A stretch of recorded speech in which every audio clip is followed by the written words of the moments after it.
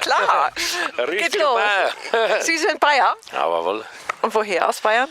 Eigentlich vom Tegernsee, Ja, starte aber hier für den Yachtclub Weiden aus der Oberpfalz.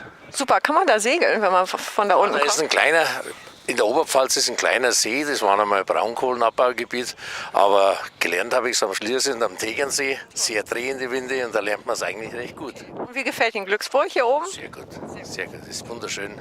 Das erste Mal bei der Bundesliga dabei Bei der Bundesliga das erste Mal, ja. und toll, oder?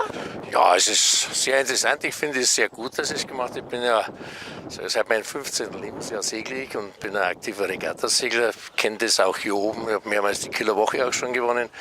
Und finde also ganz toll, dass wir im Segeln ein bisschen eine Plattform bekommen, wo Segeln einfach dann auch mal in den Medien etwas mehr erwähnt wird und nicht nur als elitäre Sportart bei allen Leuten gilt. Und das Tolle beim Segeln ist ja, dass jede Altersklasse damit machen kann, nicht? Auch so alte Hasen, wie wir es sind.